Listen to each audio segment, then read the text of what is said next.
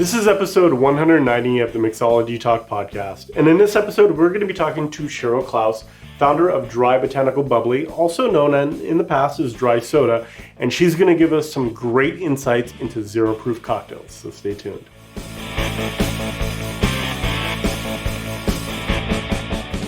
Everyone, welcome back to the Mixology Talk podcast. We are finishing off dry January in full style. I know it's been a long month, and I couldn't find a better way to kind of cap this all off than to interview Sharelle Klaus, the founder of Dry Soda. How you doing, Sharelle? I am doing great. Thank you. Great today. Perfect. Well, thank you so much for joining us. I have so many questions for you because I've been a fan of your product for quite a while now. And I'm very, very excited to kind of pick your brain and just kind of talk about some of the products you have and non-alcoholic cocktails, because I know that's something that you're very passionate about as well. Mm-hmm. Yes, for sure. And thank you for having me. I really am excited to be on the podcast. So thank you. Excellent. Absolutely. So before we kind of get down kind of the road of non-alcoholic drinks, I'd love to kind of get a better understanding of why you started this company. What was kind of the inspiration for you starting Dry Soda? Sure. So I started the company 16 years ago. And really, for me, I'm a foodie at heart. Like, that's my passion, is food and restaurants and going out to eat and flavors and experimenting. But my situation is that I also then decided to, or whatever, life decided for me that I was going to have 4 children in a 10-year period. Or actually, I'm sorry, I had 4 children in a 7-year period. And for about 10 years then, I didn't drink alcohol because between the pregnancies and nursing and just parental responsibilities, I couldn't drink. And so I would go out to restaurants and I just felt like I was really missing out on this experience, right? Ended up feeling like a second-class citizen, because if you go into a restaurant and you're having this lovely meal, you want to be able to pair it with something. But I didn't have the opportunity to pair it with anything. It was like Coke or water.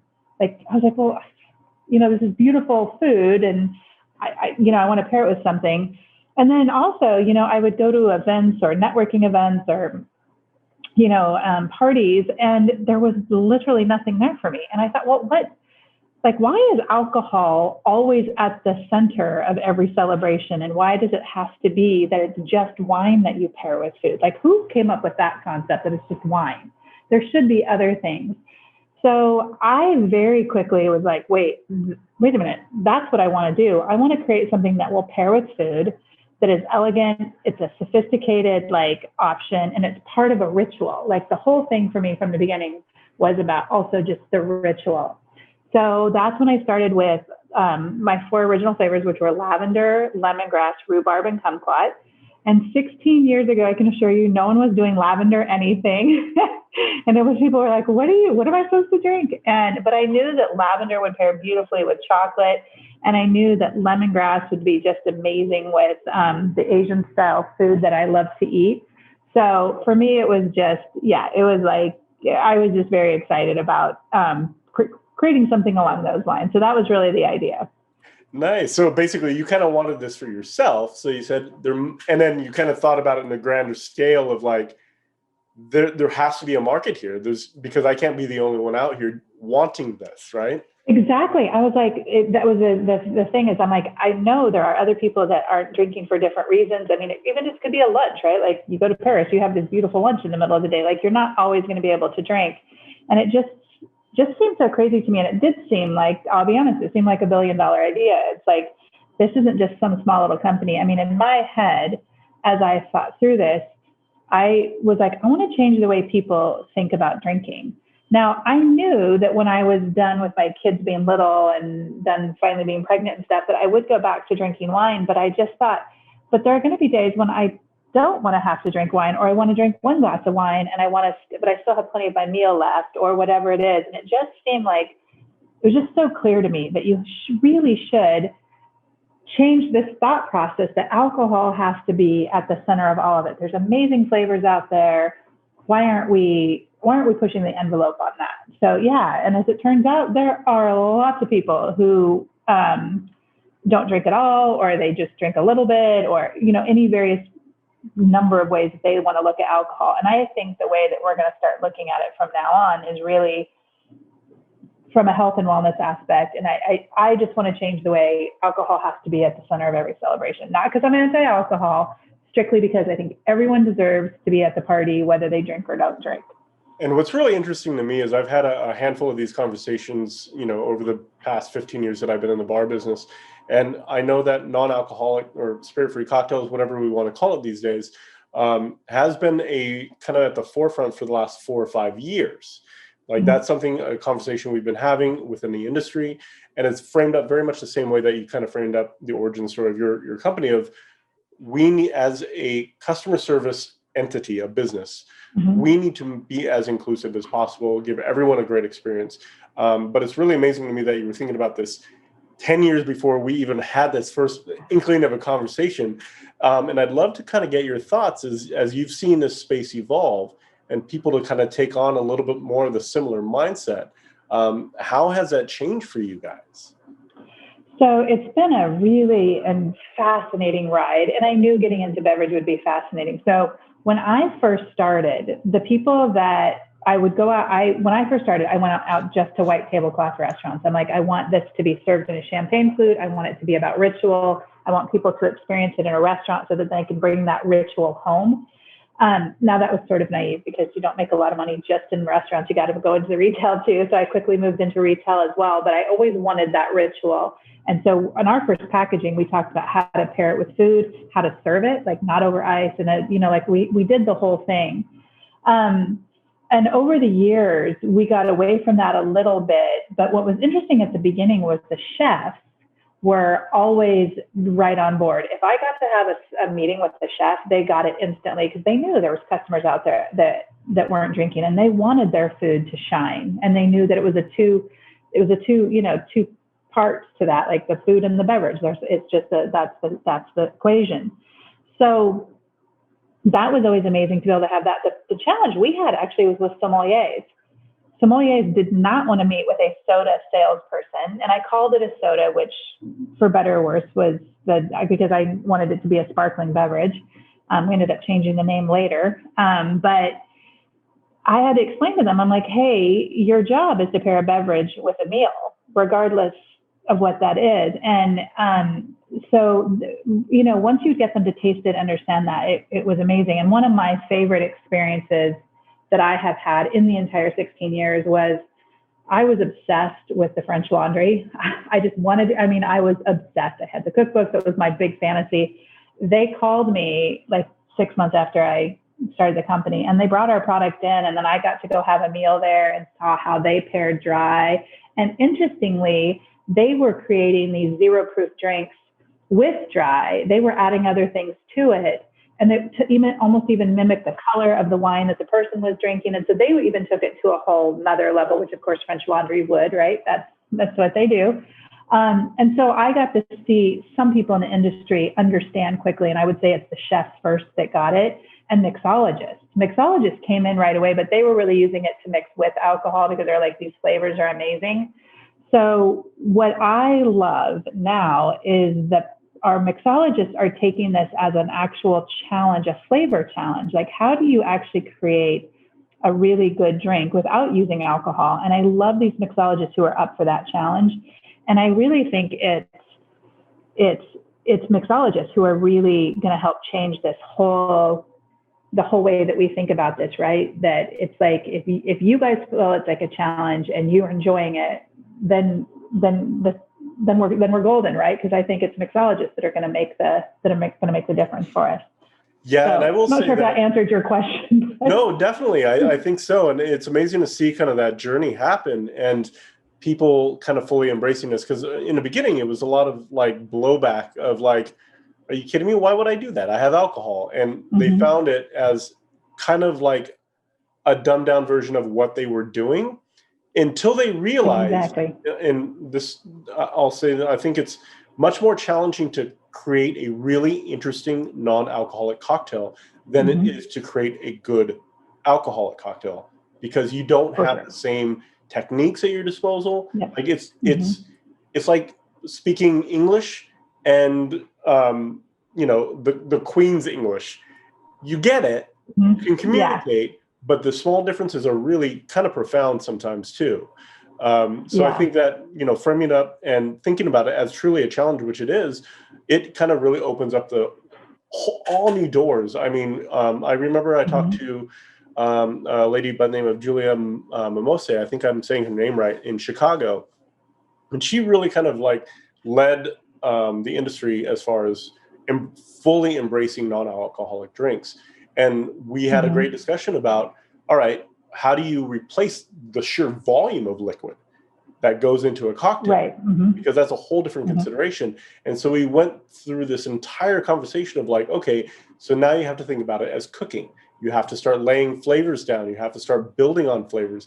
And I think that's where products like yours and some of the other products out on the market really can contribute to this conversation of like, okay, now I know I got a Fuji apple sparkling soda. That's awesome. What am I going to pair with it? How am I going to play with this? And it is really amazing to see what's coming out and people kind of embracing this. Yeah, I had this interesting experience. It was, I think, 2 years ago. I was in Brooklyn, and I think I was waiting for my daughter. So I was sitting in a bar, and it was a cool bar, and I started talking to the bartender. Oh, I know, because I was going to, there was a zero proof bar in Brooklyn called, I think it's called Getaway. I think it's called Getaway. And I just wanted to see what it was like. And so then they weren't open yet or something. So I sat there, and so I was telling him about this. He goes, I have to tell you, I just thought that was the stupidest thing in the world. And I'm like, really? And he goes, well, let me explain. And he was kind of arrogant, but fine. He was just going on. He goes, when I finally, though, the customers kept asking me for zero proof cocktails, and he finally goes, I finally got that this was a challenge that I wanted to meet. And then there's, he was able to use some of the zero proof spirits that are out there and some of the other things. And they had a section of like 6 drinks out of, a menu of maybe like 15 drinks, like 6 of them were zero proof. And it was so funny that he was so diametrically opposed to the concept until he realized it's like there was a light bulb that went off for him. And the drinks were amazing. And I'm like, and that, I guess that was like, 2.5 years ago. And I was like, see, I knew, like, if you can just think about it from that sort of challenge and the flavor challenge, and some of the mixologists that we've worked with to create drinks have been so inspiring, the way that, and it's the ones that are so excited by the challenge, right? Right. And it's like, and they're the ones that are going to change the world, right? Like for me, I'm like, because I have this vision. I've said this a few times out in the world. It's like, I want to be able to walk into a bar and ask for a cocktail and have the bartender, mixologist say to me, is that with or without alcohol? Like, I want that option. And I don't want, a virgin pina colada, right? Like, it's going to be like, it's that concept that cocktails really are. They're cocktails, but some have alcohol and some don't. That's why I like the phrase zero proof cocktails. I do not like the word mocktails. I don't want mock anything. I want a cocktail. I just don't want my cocktail to have alcohol in it. Right. Yeah, no, that's really cool. And I think, the thing I keep thinking about with that is like, there's an opportunity within a volume you're missing in the alcohol to put in so much fun flavor. Like, right. There's so much like potential in that 2 ounces or whatever that you're no longer adding in there. Like, literally the playbook's open. You can do whatever you want. And that's so exciting. And I think, to your point, seeing people truly embrace it and coming up with these amazing drinks that are so different from everything else is just so cool to see. And it's creative. And I don't know, it's kind of like, I mean, I'll go back to the French Laundry, or even like Wiley Dufresne as another chef that I just love. It's like how they're pushed the boundaries of food. Like, we needed to do that with cocktails, in my opinion. Like, we welcomed this new, different kind of cooking that we're seeing, and but we need to see the same with cocktails, and to me, this is what this is. So yeah, that's awesome. I love it. Yeah, And then I think this is a really good opportunity to talk about not only kind of the soda options that you have, which there are a lot. I'm sure we can find them on your website, the different flavors you have. But you're also an author, if I'm not mistaken, right? Yes. Okay. So first of all, I got this in the mail when I got the samples. So thank you very much. And you are welcome. Video and listening to this. It's a really beautiful book titled The Guide to Zero Proof Cocktails. And this isn't just a recipe book, right? Right.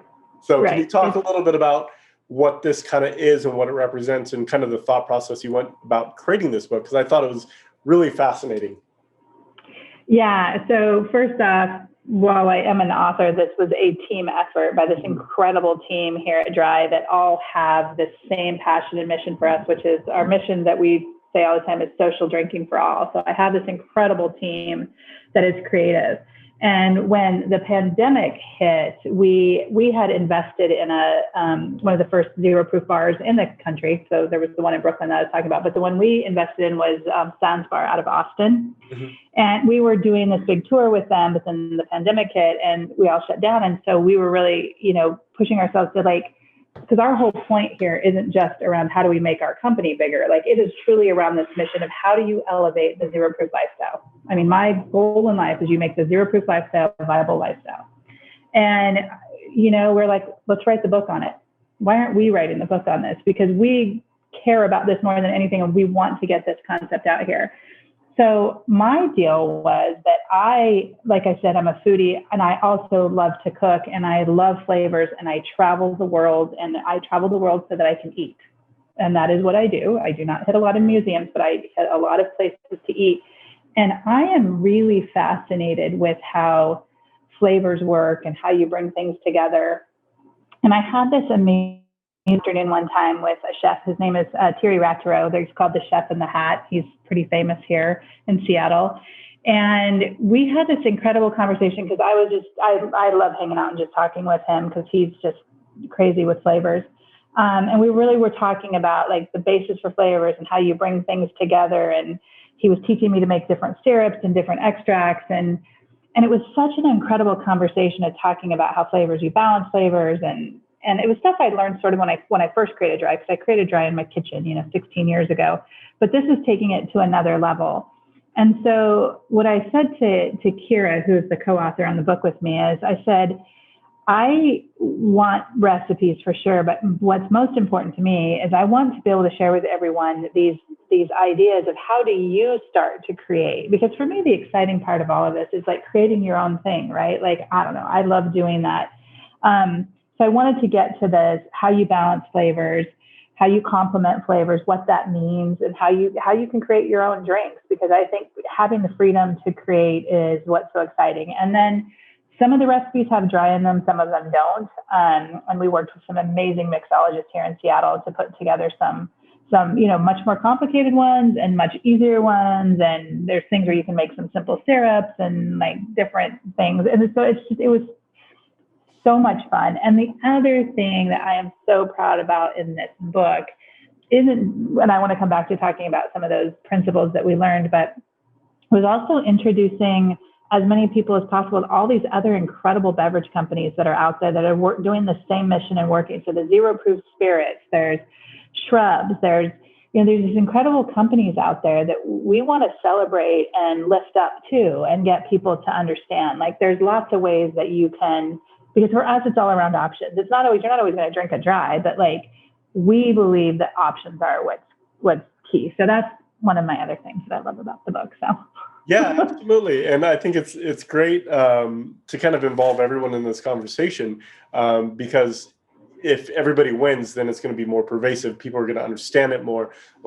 It takes a lot more than just one person to kind of lead this charge. Everybody's got to be pointing in the same direction. So that's really cool to see.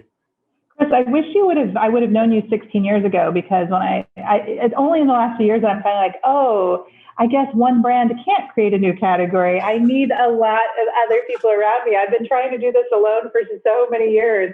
So yeah, it is amazing. And the industry, this zero proof this category is coming together in the most beautiful way. Whereas beverage business is incredibly competitive, this this category, we are all working together, and it's phenomenal. And I'm so proud to be a part of it. Yeah, and it's really exciting to see all the new companies out there like fully embracing this. I know this is a platform that a lot of bartenders kind of start to veer towards because they have experience creating the flavor profiles and doing extractions and all the things that you mentioned. So there's a handful of bartenders out there that have started their own kind of companies in this non-alcoholic space, which for me just makes me so even more excited, right? The industry's evolving. Yeah. We're putting people into some really cool places, and they're offering up their experiences within their own companies, and creates an ecosystem. And I think the healthier that ecosystem, the bigger that ecosystem is, the further we can all go. Yeah, for sure. And we feel a level of responsibility because we've been in this for so long, and we're kind of the one group that has like national distribution with traditional retailers. And so we paved a way. Right. And we take seriously our responsibility of reaching out and seeing how we can help bring more brands into these retailers. And, conversely, we have a lot to learn from some of these other newer brands that are out there. Like, we know that we've been out there banging the drum for a long time, but there's always still a lot to learn from some of these new brands that are coming up too. And we're just, I don't know. I feel like the consumers are going to be the winners in this, and to see this kind of unity, if you will, which is a good word for today, and this cooperation is really cool. Like I don't know. I've been in the beverage business for a long time. It is a competitive and not always friendly business, and just to see this kind of cooperation, I think, says a lot about how strongly we all feel around this mission of inclusion. Yeah, and everyone gets to party. Yeah, and I think it's great. I really do. So I want to kind of talk a little bit about the cocktail book, because I think even if you're not on board with the non-alcoholic cocktails, or you're worried about it, this is so powerful, the information that's in here, because it's not just about non-alcoholic cocktails. Some of the theories and kind of the principles you talk about are building principles. You can take those concepts and apply them to cooking. You can apply it to dessert making. You can apply it to cocktail making. So I think it's really, really amazing to see kind of what you got going on here. So I'll just kind of breeze through some of these chapters, or kind of some of the sections you have here.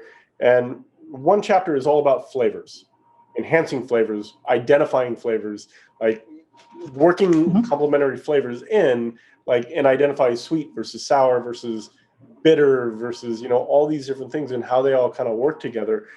That by itself is like an encyclopedia. Like learning that lesson is like, that's kind of one of the biggest keys to like creating anything in a culinary perspective.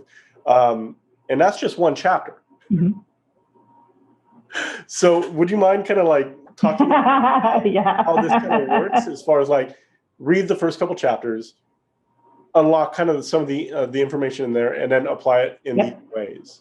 Yeah. So the idea is to learn about. So we have the recipes done. Like it's sweet, spicy, savory, sour, and bitter. So those are kind of the flavor components. And then we talk about then how do you take those flavors, you balance them. How do you balance flavors? How do you do complementing flavors?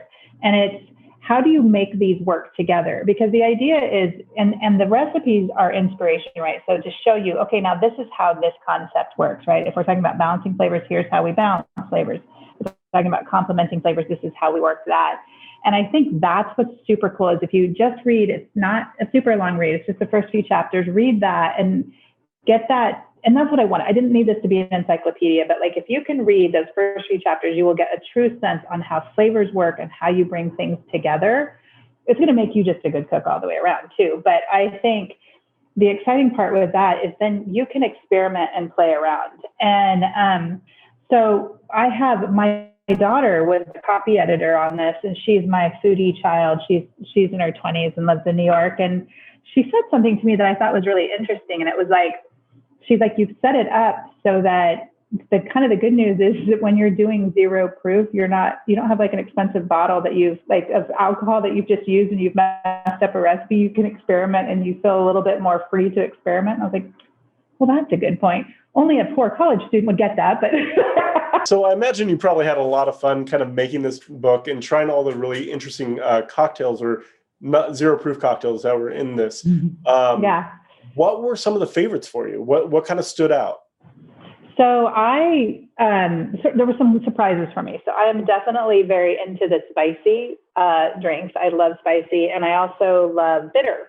So some of those would probably not surprise you, but like one of my favorite ones was anything with chili in it, I'm gonna love. But we did a dry pineapple chili limeade, which was it's so fun because it had the salted rim on it, and then also had habaneros, mango habanero syrup in it, and some pineapple chunks. And I love anything pineapple. So that is one of my favorite go-tos, and definitely really fun for the summer. But one of the I guess we called it kind of a savory one, but it was such a surprise to me when we were kind of messing around with it. And I was like, I don't know how it's going to be, but it's the Highland Fogs, and it's really rosemary and whipped cream and lavender. And it's just beautiful. And it's the cocktail that's on the back of the back cover. And it really was, I was just kind of like, what the heck? That is so good. And then another one it's a little bit more complicated to make, but it's the Smoke and Mirrors. Shoot, now I'm trying to find it in here. And it is one that was done by Jermaine Whitehead, who is an incredible contributor to this book. And it's really amazing. It's like, it has smoked tea in it. And then he actually uses a smoking cinnamon stick to make smoke come up from it. And it's just a stunning, beautiful, and pretty sophisticated drink. So that one I loved. And then just for like ease, one of my favorites is, we talk about a really simple thing to do is to make simple syrups, different flavored simple syrups. It's a super easy way to bring some different kinds of flavors in and a touch of sweetness, because dry is not a very sweet drink. Mm-hmm. So one of my favorites is to just do a chili simple syrup with, there's several different flavors of dry that I like to put that with. And that's just an easy one. But there's so many super fun ones. The front cover is the Juice Cleanse, which is a funny name, I think, for a zero proof cocktail. Great. And it's good for you too, but like it's just beautiful and tasty. And I think so. Those are some of my favorites to try, but I think it's the breadth of how many different recipes and the different kinds. Like if you think about, I love the way we think about bitter, savory, sweet, because really traditionally zero proof cocktails have been mocktails or virgin drinks, and they've just been so sweet. And I have an aversion to so sweet anything. That's one of the reasons I started dry too, is I wanted something that was less sweet. So I love that we have that option in here, that you can definitely go sweet if you want. We have that as an option, but there's just as many of the others, right? The savory and one of the things that I learned was using olive brine in our savory. I was like, what? And I was like, oh, this is phenomenal. And then just trying to layer that. So I don't know. I get very excited about layering flavors and doing on it, but those are some of my favorites. Yeah, no. And this is where you kind of get lost in the whole creation side of it too, right? Yeah. It's like, sure. Oh man, like the idea of putting the rosemary, lavender, and whipped cream together, I'd be like, are you kidding me? I know. It can't be good. And then it turns out amazing.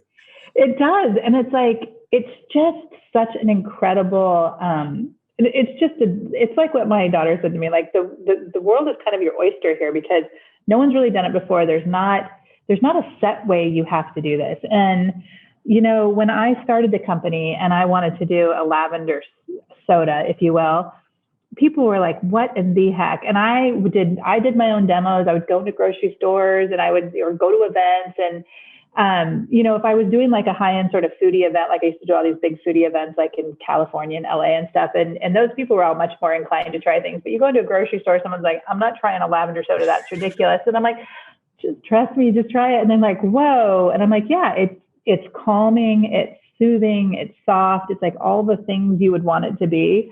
But you just have to try. And I think the other thing is that when I first came up with this concept, my first flavor idea was basil. Mm-hmm. And I remember thinking there is no way the world is ready for a basil drink. And we are so beyond ready for any and all, right? It seems like our palates have just gotten much more sophisticated. There was my son was one. My youngest son was one when I started it, and there was one of the first articles that came out talked about how my 2-year-old was drinking soda out of a champagne flute. And I was like, hey, you know what? Like, it's like everyone wants to have fun and be a part of the ritual, and now you can do that. Yeah, well, and you got to start a year early, right? And now he has, well, I will admit his palate was a little stunted for a while, but now it's grown tremendously. He's 16 now, so. Nice, excellent. So can you quickly go through your lineup of flavors that you have in your catalog right now? Yeah, sure. So we have lavender, which is always been our number one seller, and we have vanilla bean. Mm-hmm. We have Fuji apple, which is a favorite of mine. We have cucumber, which is super, super refreshing, and one that definitely goes with a lot of the drinks that we make. Cucumber is just super versatile and has been amazing. And then we have ginger and Rainier cherry. We have a blood orange, which was kind of one of our original flavors. We originally started with kumquat. Most people didn't know what a kumquat was, and so we needed to kind of change that. So we reformulated to a blood orange drink. So we still have that one. And then in our, we have celebration style bottles, 750 celebration style bottles. And in those, seasonally, we have cranberry, mm-hmm. and also have blood orange in that bottle. And then we have a watermelon and a pineapple. Oh, wow. That are both amazing. So, yeah. Yeah, my wife had the blood orange last night, and she loved it. She absolutely loved it. Oh, good. I've been mixing with a cucumber because I love those kind of like flavors, like mm-hmm. a little bit not mainstream, and yeah. So I've been messing around with that and having a lot of fun with that particular flavor. But yeah, the cucumber has it's really the interesting thing about cucumber is it's definitely got a little vegetal type taste because it has the peel, but it is because all of our flavors have different sweetness levels because we did them to pair with food. So we varied the acidity level and the sweetness levels. And so the cucumber actually has the least amount of sugar in it, but it's in my opinion, the sweetest flavor profile we have because the cucumber is actually quite sweet. Who knew? Oh, nice. That's really some things to learn. Yeah. And it's what was interesting when I was talking to somebody about another non-alcoholic kind of adult beverage company, is they mentioned that tonic has the same amount of sugar as a Coke. They just change up the flavor profile. And I was like, what? Yeah. That's incredible. Boy, that was a shock to my system because gin and tonic used to be one of my drinks. And so then we used to have a juniper berry because juniper berry we don't have it any longer, but we had a juniper berry that was like kind of like a gin replacement. Mm-hmm. We need to talk about bringing that one back. I'm going to talk to my team about that. Might be ready. I know. I think the world would be ready for the juniper berry now. And it was quite popular when we did it, but like just didn't have the big distribution that like say a vanilla bean would have. Right. Absolutely. But no, it was amazing. It's really refreshing to hear that you adjust sweetness based off of the soda and product, because from my understanding, like we mentioned, big sodas just have the same base and just change out the syrup or the flavor component.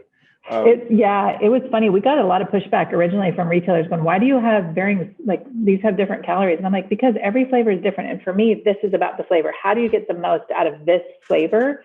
And so it's also the acidity levels, right? Because different acidity levels pair with different kinds of food. So we went into this pretty scientifically on how you pair best with foods. Like these were meant to pair with foods, and they were meant to, like the flavor themselves were meant to really shine through. So the Botanical Bubbly line is definitely one singular flavor. There's no hiding. Like you got to, like this is what it tastes like. If it's a lavender, it's going to taste like a beautiful lavender. So yeah. Right. And it's pretty cool that you started with a culinary approach to it. I think I did not realize that, but it makes total sense. Seeing your lineup. Call it a culinary soda. I love it. I do.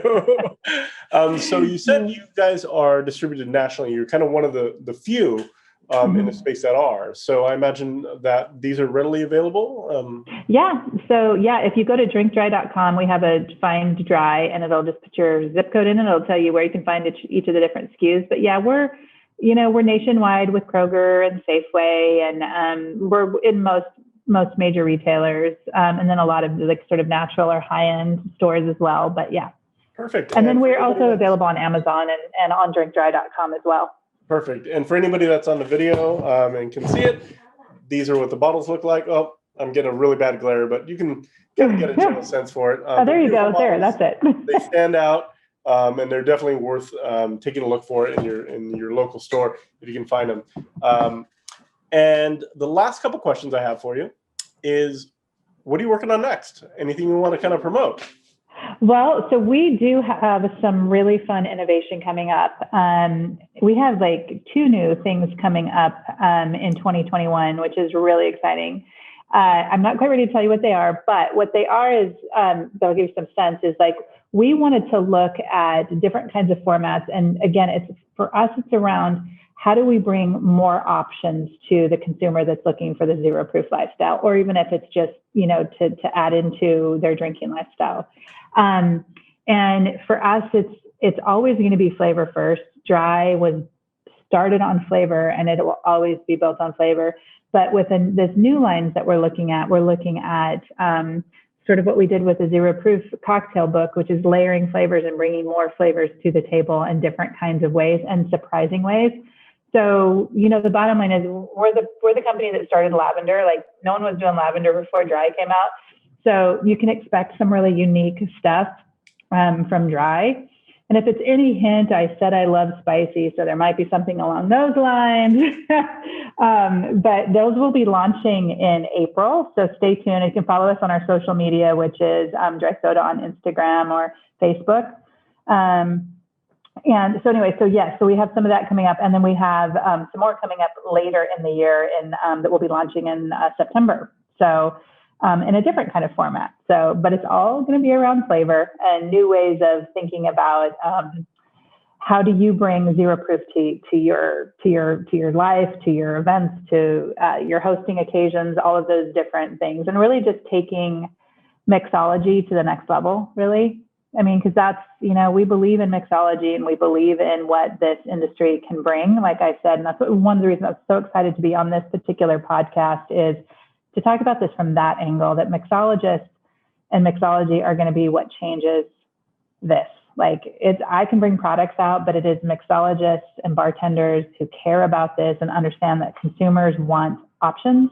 And you guys are the first line on that, of providing the options and really good options. Well, I'm definitely going to have to stay up to date on it because I'm excited to see what you guys have coming out. So it sounds like the best way to do that would be on your social media platforms at Dry Soda on Instagram and Facebook. Yep. So you'll see my notification come through probably later today that I joined you. Yep. But I cannot thank you enough for your time. I've learned so much, and I can't thank you enough for kind of the products and kind of the movement that you're helping to kind of really support. I think it's amazing. I think, especially during this pandemic when people are locked down, it's a much healthier lifestyle. And it gives you that creative outlet. And it's something I really, really am excited to see kind of move forward. So thank you very much for everything. Oh, thank you. And I appreciate what you guys are doing and your platform that you have, and you're willing to talk about this, because you're right. Mental health and wellness is an important piece, and ritual. Everyone deserves ritual, and get to be a part of the party. So absolutely. Well, we'll have to talk again in the future, but I can't thank you enough. And we'll chat soon. Thanks, Chris. So once again, thank you to Sharelle Klaus for her time and definitely her expertise around all things zero proof. I remember seeing her products on the shelf long time ago, so she has really been in this space for a very, very long time, and definitely appreciate her insights. You can check out her line of sodas over at, I believe it's drinkdry.com, and we'll also have links in the show notes over at mixologytalk.com/190. So hopefully you enjoyed this podcast. We'll have some more for you in the future, so definitely stay tuned. Cheers, everyone.